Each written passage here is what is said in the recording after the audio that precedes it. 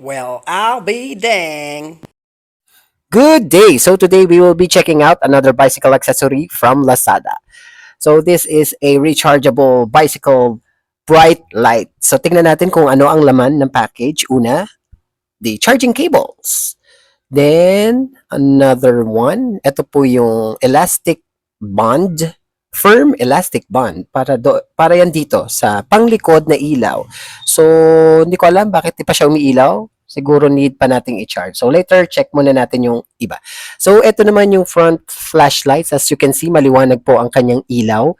So it has 3 mode. Soft, the weak, medium, and bright light. So check po natin sa aming kwarto ang flashlight.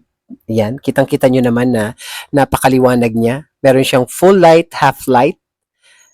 Ayan, no, ang liwanag. So ito yung first mode niya, yung bright light. So, yung strong. So, yan, tatlo yung mode niya. We have the weak, medium, and strong. Tapos, nagpa-flash pa siya.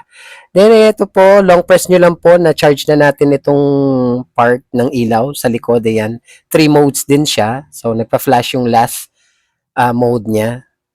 So, mukhang maliwanag to sa gabi.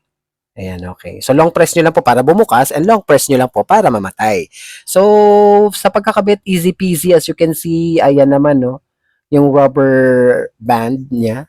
Ayan, kinabit lang natin. Ayan na. So, yan. Very firm ang pagkakakabit niya, matibay.